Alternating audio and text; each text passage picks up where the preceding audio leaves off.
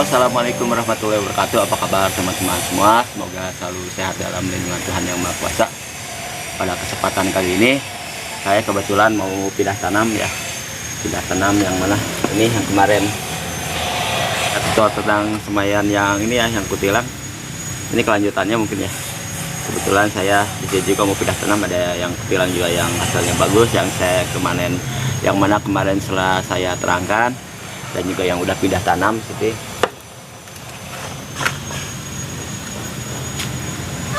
dan yang juga yang udah saya pisahkan. Alhamdulillah masih bertahan ya teman-teman. Oke, untuk kesempatan kali ini kebetulan dimana saya mau pindah tanam, saya harus menyiapkan media tanam. Wah, dengan tema yang saya akan bawakan yaitu membuat media tanam, khususnya ini media tanam yang saya akan pindahkan ke tanam musim cabai di saat cuaca ekstrim. Ya, simpelnya media tanam untuk cuaca ekstrim, yang mana cuaca ekstrim di sini kebetulan bulan-bulan ini udah masuk musim panas, tetapi di daerah saya kemungkinan di daerah teman-teman juga ada sebagian ya daerah Indonesia ya yang disebut dengan badai La Nina. Badai La Nina itu saya tidak bisa menjelaskan lebih detail karena saya bukan ahlinya. Yang pasti dampaknya itu dimana di musim panas yang sehari-harinya panasnya terasa menyengat, tiba-tiba ada hujannya ya lumayan lebat lah teman-teman. Ya itu mungkin termasuk ciri-ciri dari badai La Nina ya teman-teman. Oke, kembali lagi saya tidak akan menjelaskan tentang peristiwa itu. Pasti saya di sini akan menyiapkan media tanam yang bagus untuk cuaca ekstrim, yang di sini akan saya persiapkan untuk pindah tanam cabai yang mana tadi saya jelaskan.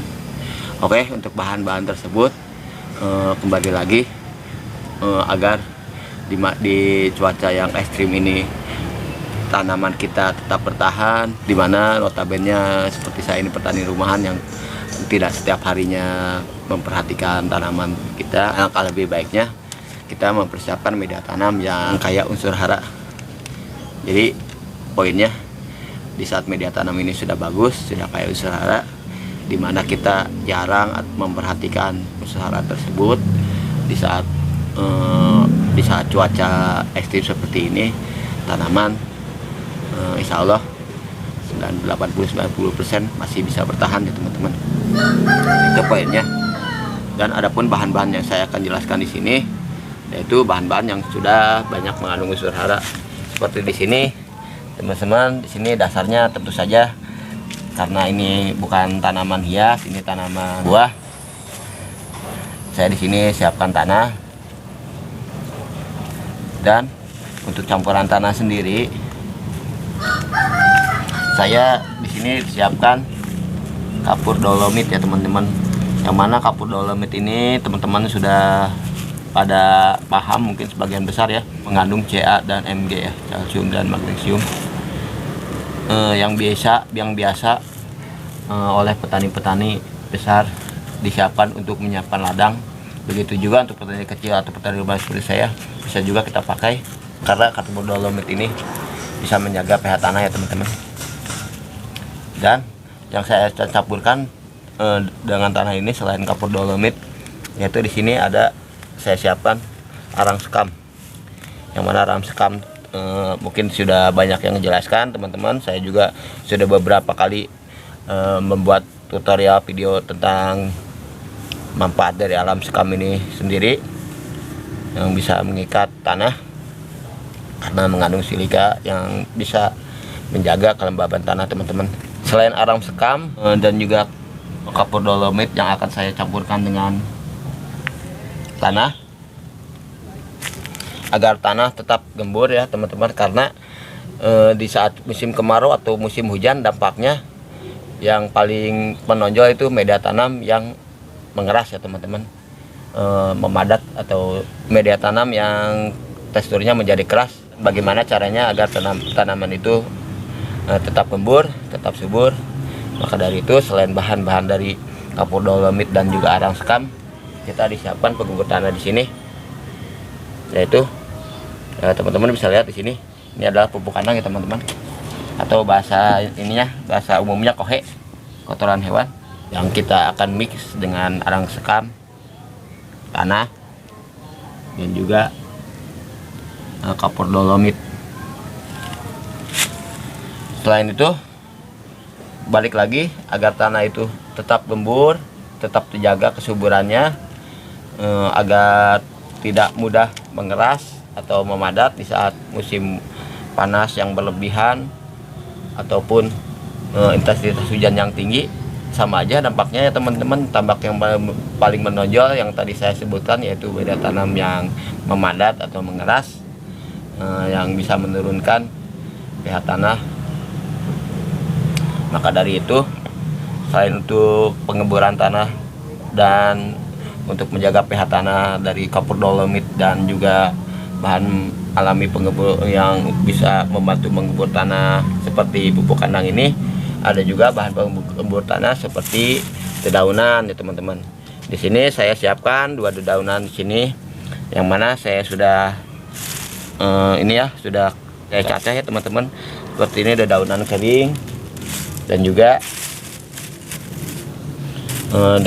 dari dedaunan daun bambu ya teman-teman. Dan teman-teman bisa lihat di sini daun bambunya masih belum terlalu matang. Kalaupun daun di sini daun kering, sudah bisa untuk proses menjadi kompos ya teman-teman. Oke teman-teman, sebelum saya campurkan semua bahan-bahan ini untuk menjadi media tanam, saya akan terangkan dulu masing-masing manfaat unsur hara yang saya sediakan di sini sebagai bahan media tanam, ya agar teman-teman bisa di sini bisa paham. Mungkin di sini terlihat ribet ya teman-teman, terlihat kurang simpel, tetapi mungkin untuk jangka waktu yang berkepanjangan, insya Allah ini bermanfaat sekali sebagai media tanam yang seimbang unsur hara, yang mana unsur hara tersebut rata-rata kita lebih perhatian kepada pupuk majemuk. Pupuk majemuk itu diantaranya nitrogen, fosfor, dan kalium. Yang mana nitrogen ini tersedia dari daun bambu, dedaunan ini. Saya sengaja saya siapkan lebih sedikit dari daun bambu ini, karena alasannya kembali lagi, di saat musim hujan ada kandungan nitrogen dari langit, itu bisa menambah unsur hara nitrogen pada media tanam kita. Makanya saya sediakan di sini sedikit saja untuk media, untuk bahan dedaunan kering ini, dan juga untuk fosfornya dari N, P ya, P fosfornya saya di sini sediakan daun bambu teman-teman, daun bambu sendiri, karena mempunyai kandungan fosfor dan potasium yang termasuk dalam pupuk majemuk.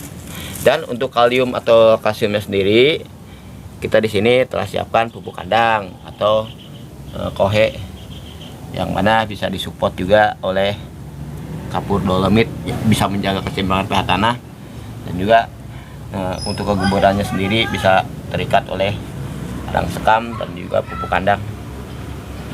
Oke, mungkin agak ribet ya, saya sediakan di sini bahan-bahannya untuk media tanam tersebut ya. Di sini saya contohkan aja kepada teman-teman, itu untuk saya berbagi, mudah-mudahan bermanfaat bagi teman-teman. Maka dari itu saya siapkan di sini sedikit-sedikit dulu teman-teman. Dimana sini untuk bahan seperti ini cukup untuk 2 sampai 3 polybag, dan ada tekniknya teman-teman. Karena di sini teman-teman lihat di sini ada bahan-bahan yang padat ya teman-teman, seperti tanah, kandang, itu bahan-bahan yang padat. Oke teman-teman, caranya seperti ini saya telah siapkan. Mungkin di sini siapkan 2 atau 3 polybag cukup. Caranya seperti ini. Tanah di sini ya teman-teman. Kayaknya sekalian saya siapkan tanah yang belum dicampur sama sekali teman-teman ya. Karena di sini campurannya udah luar biasa ya. Tanah di sini yang telah kita persiapkan, langsung kita campurkan dengan kapur dolomit ya teman-teman. Maaf ya tidak pakai sarung tangan ya, jadi kurang hygiene kelihatannya ya. Tapi kembali lagi karena ini kebun ya, sah-sah saja teman-teman ya. Seperti ini kita campur tanahnya tersebut dengan kapur dolomit. Belum kita masukkan ke media tanam polybag ya teman-teman. Ini khususnya untuk petani rumahan ya teman-teman. Karena untuk petani besar, petani di kebun udah beda lagi mungkin caranya ya teman-teman. Karena ini langsung media tanam untuk di polybag atau pot atau planter bag teman-teman. Setelah tercampur seperti ini teman-teman, asal saja ya jangan nggak terlalu ini juga, nggak terlalu tercampur banget. Setelah kita campurkan di sini bahannya itu kotoran hewan teman-teman. Mana kotoran hewan sendiri bisa menjaga gemburan tanah berada seperti ini agar tanah selalu gembur teman-teman ya. Setelah kotoran hewan dan kapur dolomit, lalu kita ikat dengan media tanam, ikat dengan arang sekam. Apabila teman-teman di sini tidak sempat atau tidak sempat membuat arang sekam atau tidak sempat membelinya, teman-teman bisa berganti juga arang sekam tersebut dengan abu sisa pembakaran ataupun dari arang teman-teman. Arangnya juga yang sudah dibubuhkan ya teman-teman. Nah, seperti ini sudah siap media tanamnya. Kayaknya ini lebih dari 2 polybag teman-teman ya. Yang pasti saya contohkan dulu ya, satu polybag ke teman-teman semua. Dan hingga seperti ini teman-teman, sudah tanah, kapur dolomit, pupuk kandang, dan juga arang sekam kita aduk. Lalu kita masukkan dulu sebagai bahan dasar teman-teman. Bahan dasarnya kita masukkan seperti ini.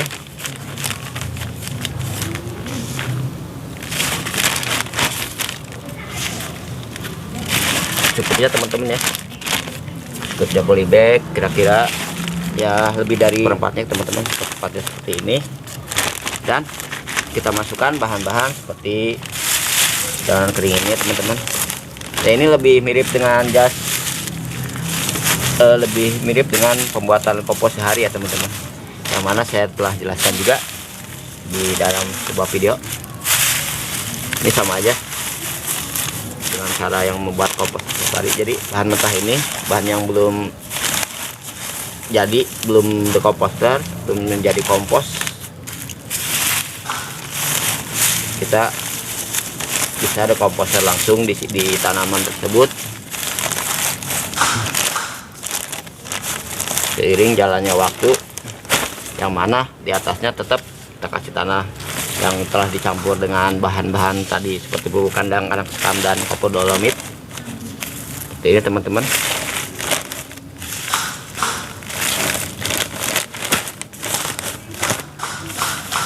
Kita tutup.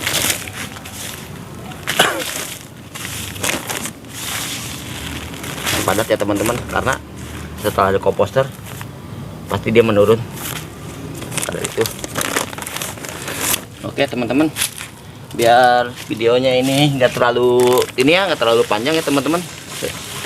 Ini saja dulu, satu polybag dulu saya contohkan seperti ini tekniknya, yang mana ini media tanam yang akan kita pindahkan. Kita siapkan saja seperti ini dan kita masukkan. Malah untuk pindah tanam sendiri tidak bisa langsung sekarang ya, walaupun ini tanpa fermentasi, karena saat ini kebetulan saya membuat tutorialnya pagi hari. Kemungkinan sore atau besok sore ini akan saya masukkan seperti ini teman-teman. Ini dilepas, masukin sendiri di atas, dan di atas sendiri teman-teman di media tanam dari tanaman ini dan juga media tanam sama ya, seperti ini tuh sama ya, tidak sampai ke kompos yang belum matang atau dalam proses dekomposer. Di saat berapa bulan kemungkinan komposernya jadi dan juga tanaman meninggi, insya Allah ke dalamnya, ke bawahnya masih ketemu tanah juga, insya Allah aman ya teman-teman. Gitulah cara kerjanya teman-teman. Oke, semoga semua yang tadi saya jelaskan dari bahan yang saya persiapkan dan juga manfaat-manfaatnya, juga proses untuk membuat media tanam ini bisa bermanfaat bagi teman-teman semua.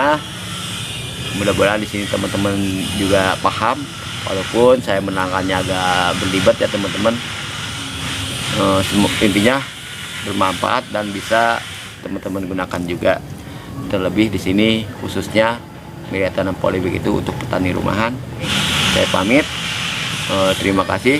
Assalamualaikum warahmatullahi wabarakatuh.